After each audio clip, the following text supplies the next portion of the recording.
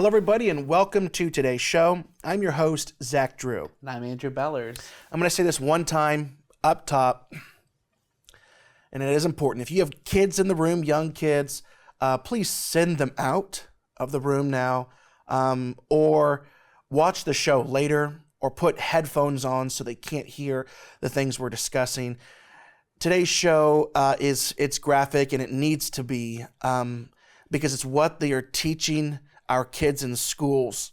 So it's like, listen, if people from Christian perspectives are not willing to say these difficult words and to expose what's going on in the darkness, then darkness will have its way.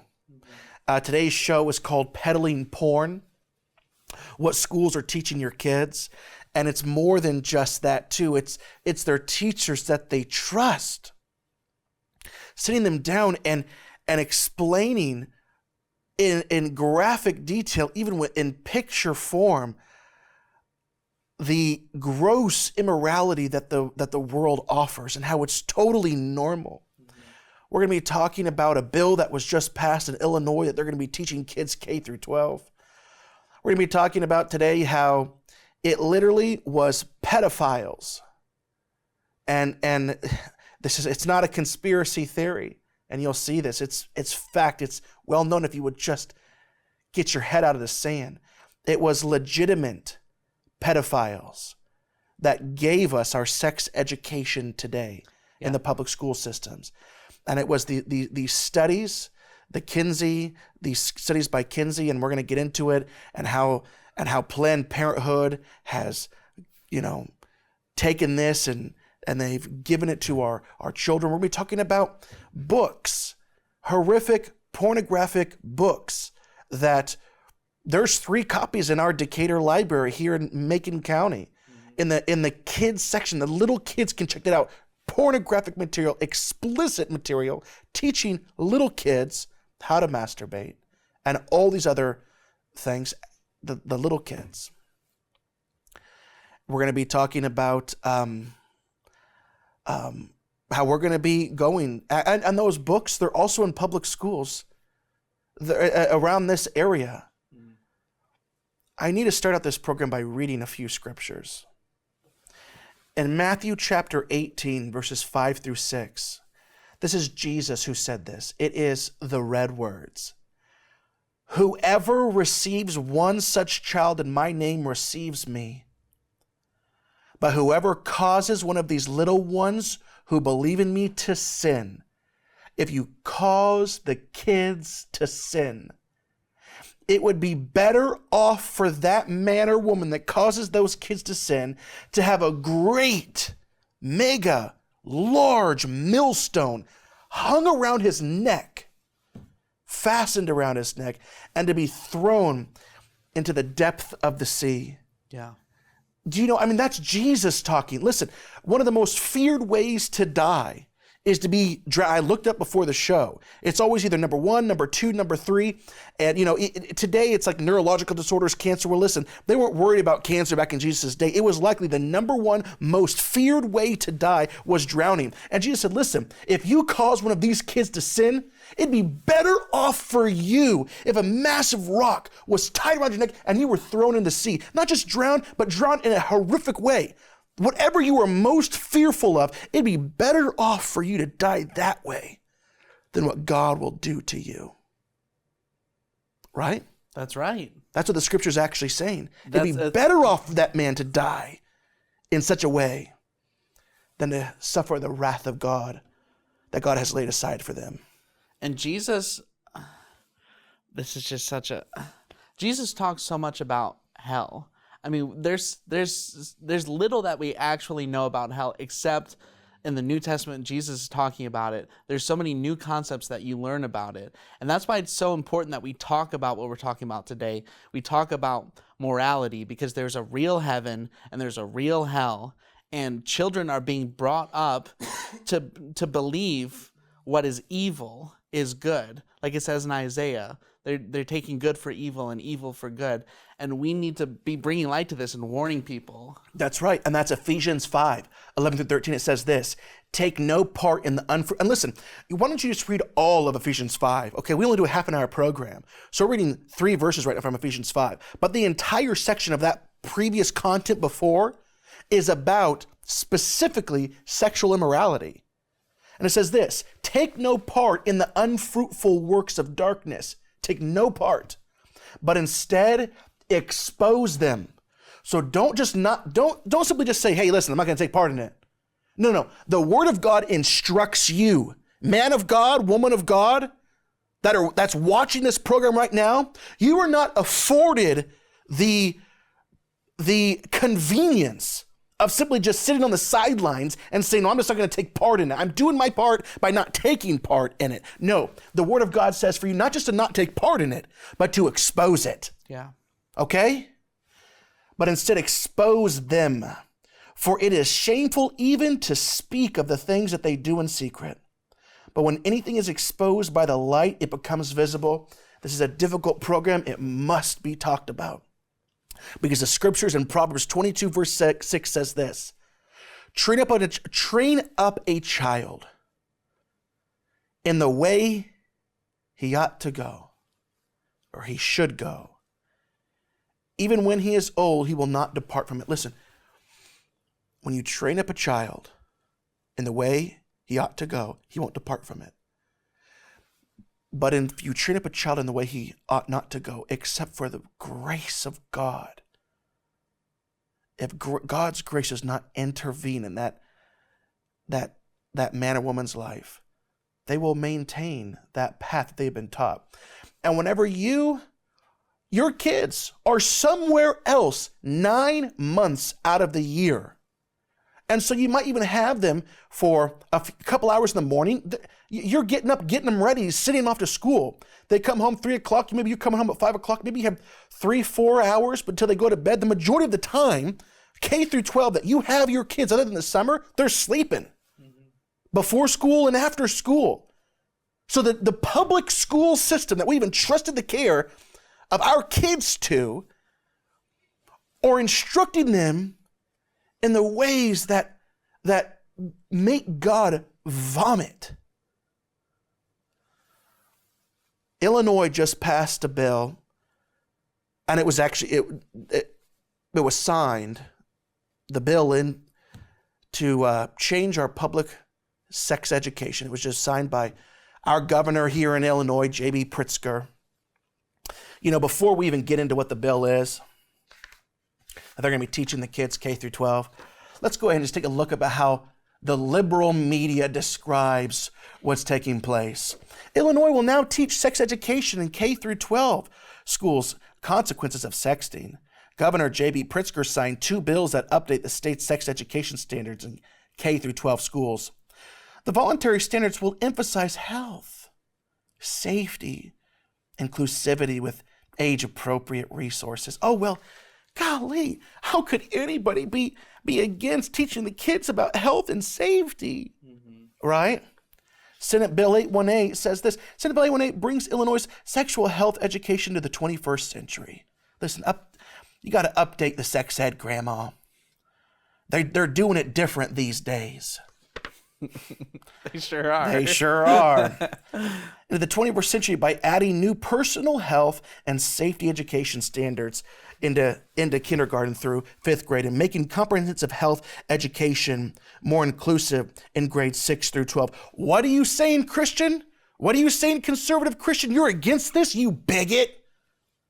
Well, how can you be against the health and the safety of our children? How can you be against safety education for the kids? Course material and instruction will help students learn about concepts like consent and will develop self-advocacy skills for effective communication with garbage or guardians. Garbage. Total and complete garbage. Let me tell you what the bill really is. Illinois' lawmakers' insatiable appetite for sexualizing other people's children. Now we're getting somewhere. Now we're getting somewhere to what it's really taking place. The newest manifestation of the creepy desire of Springfield leftists to normalize deviance in children is the laughably named, this is what it's named, Keeping Youth Safe and Healthy Act. That's SB 818. Now this was written before it was passed, keep in mind. But I'm reading it to show you what's in it. A bill composed entirely of socially constructed leftist beliefs from leftist lawmakers aided and abetted by leftist pro-abortion and LGBTQ organizations. And so listen, in kindergarten, they're going to be teaching about sexual identity and same-sex marriages. Let's go down, and I'll get back to that, but what I've highlighted here, it starts with grade actually 3 through 5. In grades 3 through 5, the national sex education standards, and therefore the bill would require boys and girls in co-ed settings too. So this is it. Explain common human sexual development, including masturbation. Describe the potential role of hormone blockers on young people who identify as transgender. So to describe, and just so you know, there are many states where the kids in school can receive the hormone blockers without consent from their parents. That's right. You can't reverse that. Okay? Potential role, especially if, well, listen, we're just going to keep going. Describe potential role of hormone blockers on young people who identify as transgender. Distinguish between sex assigned at birth and gender identity and explain how they may or may not differ. Define and explain differences between cisgender, transgender, gender non-binary, gender expansive, and gender identity. Explain that gender expression and gender identity exist along a spectrum. To define sexual orientation, to differentiate between sexual orientation and gender identity. In grades 6 through 8, students must be taught about intersex conditions. They must analyze how peers, family, and persons' intersecting identities can influence attitudes, beliefs, and expectations about gender, gender identity, gender roles, and gender expression. They must define bisexual, lesbian, gay, queer, two-spirit, asexual, pansexual. They must define vaginal, oral, and anal sex. They must list at least 4 methods of contraception that are available without a prescription. Condoms, emergency contraception, withdrawal. They must describe pregnancy options, including abortion. Grades 9 through 10. Students must define reproductive justice and explain its history and how it relates to sexual health. In grades 11 through 12, they must explain how support from peers, families, schools, and communities can improve a person's health and well-being as it relates to their gender identity, gender expression, and sexual orientation. And students must analyze how homophobia, transphobia, racism, ableism, classism can influence decisions regarding sexual behaviors. This is so sick because children, I mean, especially you're talking about K through 2, 3 through 5, grades 3 through 5. You're talking about kids at an age that they do not have critical thinking skills. They don't know how to think. They literally are looking to adults to tell them what is true and what's not true. And most of the way that they think is approval based. I mean, they're very suggestive at that age. You know, if you have a 5, 6, 7-year-old kid in school and the teacher's saying, sometimes boys can be girls and sometimes girls can be boys. You're a girl. Do you ever feel like a boy sometimes?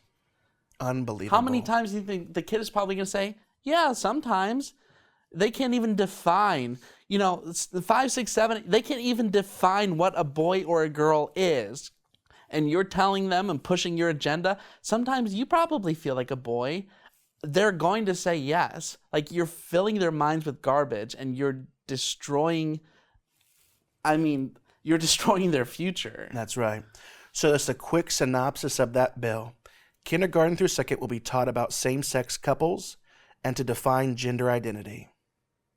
Ages 8 through 11 will be taught to define masturbation, homosexuality, bisexuality, cross-sex impersonation, use of hormone blockers, 8-year-olds, guys, for children who pretend to be a different sex, and gender expansiveness. Ages 11 through 13 will be taught about oral and anal sex, methods of contraceptions that are available without prescription, meaning of intersex, queer, two-spirit, asexual, pansexual, and critical race theory. And it all has become law. Where does the history, and listen, it's just, if you think it's gotten dark, it's going to get darker. But I have to remind myself, take no part in the unfruitful works of darkness, but instead expose them. Did you know that the sex education that they teach our children coast to coast in the public school system was literally created through research, a scientific research study that was done by a bunch of pedophiles experimenting on hundreds of children?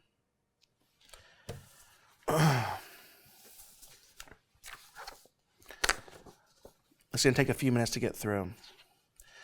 This article is called The Sordid History. And this is from the Illinois Family Institute's website, based in Chicago. The Sordid History and Deadly Consequences of Sex Ed at School. Very few people realize that the reason children today are being sexualized at school is because pedophiles sexually abused hundreds of children, then claimed that the victims enjoyed it. That's a fact, and the documents prove it. My gosh.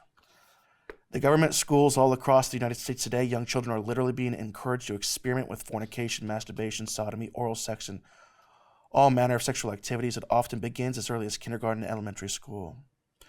The proliferation of sex education in American government schools has its root in the pseudo-scientific quackery of sexual revolutionary Alfred Kinsey.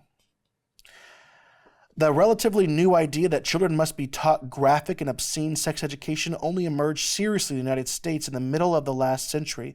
It came from Kinsey, who was financed by the Rockefeller Foundations and the American taxpayer. In his Kinsey Reports, published in the late 1940s and early 1950s, Kinsey dropped what was described as an atom bomb on American society, widely viewed as perhaps the worst books to have ever been published in America. The findings would unleash a wave of perversion and sexual revolution that continues to claim more victims with each day that passes.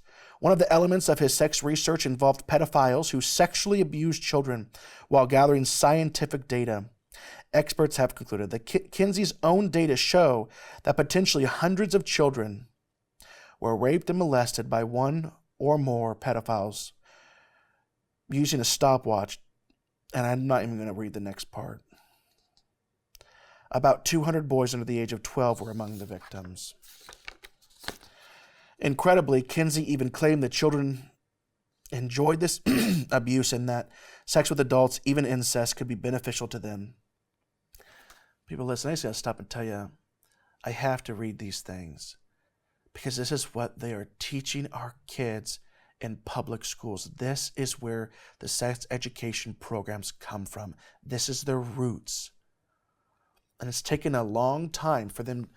These are the studies they tried to implement in the 40s and 50s, but the people just weren't ready for it yet.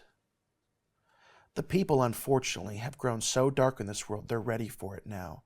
And it's been proved by the bill, SB 818, being signed into law. That these things could only be taught once America had entered in to the postmodern mindset, which postmodernism is a philosophy in which you interpret truth. And postmodernism says that what is truth? There may be truth, but no one can know for sure. Truth is experiential. Truth is fluid. It's ever-changing. When previously, for the past 300 years, we were in the modernist era, where there was truth, but truth could only be found in science, another faulty philosophy. But then predating that, for the first, nearly 6,000 years of mankind, It was the pre-modernist era where mankind believed that there was truth, it was definitive, but it came from one source only, and that was God. So when these things came out, it was still in the modernist mind period where it had to be based on science. It still wasn't able to just get its tentacles wherever it needed to in the public school system. But now in the postmodern mindset, you can, because you can do whatever you want. You're not a boy, you're not a girl, you're not a this, you're not a that. It's all up for debate. Be whoever you want to be. It's being taught to our kids. Among other outrages, Kinsey cited what critics have blasted as his junk science. Also posited that children are actually sexual beings from birth. As such, they must be educated in every manner of sexual activity and perversion conceivable. This radical idea is literally the foundation of all modern sex education today. By 1958, By 1958, inner city public schools were serving primarily black children in the District of Columbia. They became the testing grounds for the radical sexual re-education envisioned by Kinsey and company. Children as young as 3 years old were targeted for this sort of education. The effects were predictable. Soaring rates of out-of-wedlock pregnancies, devastation of the family unit, skyrocketing numbers of fatherless homes, an explosion in venereal diseases, surging crime levels, massive increases in mental health problems, and more. After those successes, the Kinsey-inspired sex education began spreading across the United States. But Kinsey claimed only properly trained experts could do such teaching. Thus, in 1964, the Sexuality Information and Education Council of the United States, known as SICUS, was officially born. The organization, which received plenty of money from tax-exempt foundations and American taxpayers, was founded by Dr. Mary Calderon, the highly controversial figure who had previously served as the medical director for none other than Planned Parenthood. In 1979, despite receiving all sorts of government funding, Calderon compared the task ahead for SICUS to the spreading of a new religion. Postmodernism is a religion. It's a philosophy, but it's also a religion. Yeah. SICUS is not a single-issue organization because sex ed, as SICUS envisions it, connects and addresses a variety of social issues. The group says on its website, sex ed sits at the nexus of many social justice movements, from racial justice and LGBTQ rights to the Me Too movement. The group's new tagline reveals a great deal too. It's sex ed for social change. This is what they're teaching our schools. Do you have something to say? I don't even know what to say after that. This was so mind-blowing to me. Literally, I just told you this before the show, but I was talking to my wife earlier this week before we were going to bed, and I was just telling her, you won't believe just the mind-blowing stuff that I was learning today. And she literally had to tell me, stop. Like, if you can't keep going, because if you do, I'm going to have nightmares tonight. And that's the reality of the public school situation today. That's right. Listen, I need to get to private schools and homeschools because that's where I'm filtering all this to. So I'm going to have to go through really quickly this next section. We're going to be spending more time on it in a couple of weeks. It is a book. It's called It's Perfectly Normal. There are 3 copies at our Decatur Public Library. There are copies of this in many public school systems, even around this area. We're going to be attending a meeting in late April. We're going to be miking up an acquaintance, a friend of ours named Jody Haskins. And we're going to be attending a meeting of the directors of the library here in Decatur. And she's going to confront them and ask that this book be removed. And we're going to take part in that. There is no other way to say it. It is 100% pornographic material. I mean, the kids aren't in the room. You literally have men bending over. I mean, like homosexual acts. And it's in the kids sections. And it's called It's Perfectly Normal. I do just want to say one thing about about this specifically. Yeah. We as Christians need to be taking action, and we need to be voices speaking up for this. Over 50% of people in America claim that they're Christian, but an Edward Barna study from like 2018 or 2019 said that actually only 8% of people have a biblical worldview. Yeah. We are in the thin minority, and if we're not the ones speaking up about this, then nobody's going to be. That's exactly right. This has been my last few minutes on this topic. You saw it, I saw it, we all saw it. Disney has announced that by the end of 2022, 50% of every single movie that they produce will have a character list of minorities, but it really is, the focus is on LGBTQ LMNOP. 50% of the characters every movie by the end of 2022, Disney, they will be of the LGBTQ. Can you think of another company? When you think of content producers for children, think of like what's the biggest contribution? You think Disney. Everybody thinks Disney. It's Disney, Disney, Disney. And they are coming after our kids. But I want to share something with you. Oh, also, it came out also that the heir of Disney has come out of the closet as transgender. So it's like, oh, well, it's all, the timing is very coincidental, I suppose. Right. Now listen, so Christians are coming out of the woodwork, or I don't know what the expression is. They're coming out from everywhere. Mm-hmm. And they are canceling their Disney Plus, and they're saying, no more Disney, no more this, no more. And I respect that. I think that's great. You should do that. But my problem that I have with that is this. You're still sending your kids to public school systems, and canceling your Disney Plus subscription pales in comparison. You understand that? Listen, I'm going to read one tweet that brings this home.